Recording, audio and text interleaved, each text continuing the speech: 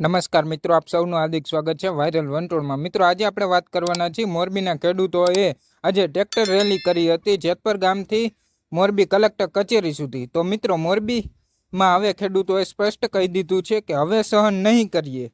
ટ્રેક્ટરોના કાફલા સાથે રસ્તા પર ઉતરી ગયા છે। ચક્કાજામના દ્રશ્યો પણ સામે આવ્યા છે અને ખેડૂતોનો સીધો સવાલ છે કે અમારી જમીનમાં અમારી મરજી વગર આ કામ કેવી રીતે અને કેમ। બીજી તરફ તંત્ર કહી રહ્યું છે કે બધું કાયદા મુજબ જ ચાલી રહ્યું છે અને થઈ રહ્યું છે, પણ આખરે મોરબી કલેક્ટરે શું થયું અને શું કહ્યું, ખેડૂતોની માંગ પર સરકારનો જવાબ શું છે, સૌથી પહેલા સાંભળીએ મોરબી કલેક્ટરની સંપૂર્ણ વાત શું કહી રહ્યા છે। ચાલો જોઈએ વિડીયોમાં। જે પણ કાર્યવાહી છે એ તમામ આવેદન આપવામાં આવ્યું છે, હું અભ્યાસ કરીશું, પરંતુ જે દેશના વિકાસ માટે વિવિધ સરકારશ્રીની જોગવાઈઓ, સરકારશ્રીના નિયમો પ્રમાણે થતા પ્રોજેક્ટ છે એમાં કોઈ પણ પ્રકારનું વિભાવટ પણ સ્વીકાર્ય નથી। કલેક્ટરના હુકમને દાખલ કરીને જે રીતે કામગીરી થાય છે, કોઈ પણ પ્રકારનું વળતર મેળવ્યા વગર પોલીસને કેવી પોતે ઘર્ષણ થાય છે, આરોપો માટે તંત્ર શું કરશે? એમાં તો જે કાયદાની જોગવાઈઓ છે પ્રમાણે આગળની કાર્યવાહી થશે, તેના જ મેં જણાવ્યું।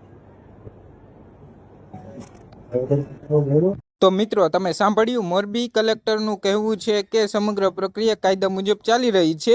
વળતર અંગે અસંતોષ હોય તો કોર્ટમાં અપીલ કરી શકાય છે અને વિકાસના પ્રોજેક્ટમાં અવરોધ સ્વીકારવામાં આવશે નહીં। પરંતુ અહીંથી શરૂ થાય છે સૌથી મોટો સવાલ, જો બધું કાયદા મુજબ જ ચાલી રહ્યું હોય તો હજારો ખેડૂતો રસ્તા પર કેમ ઉતર્યા, ટ્રેક્ટર રેલી કેમ નીકળી, ચક્કાજામ કરવાની જરૂર કેમ પડી, ખેડૂતો શા માટે કહી રહ્યા છે કે તેમની વાત સાંભળવા માટે કોઈ આવતા નથી અને કોઈ સાંભળતું નથી। મિત્રો, આ મુદ્દે હવે માત્ર વળતરનો રહ્યો નથી, આ મુદ્દો ખેડૂતોના સ્વાભિમાન અને જમીનના સાથે જોડાઈ ગયો છે। જેતપરથી મોરબી સુધી ટ્રેક્ટરોની લાંબી કતારો અને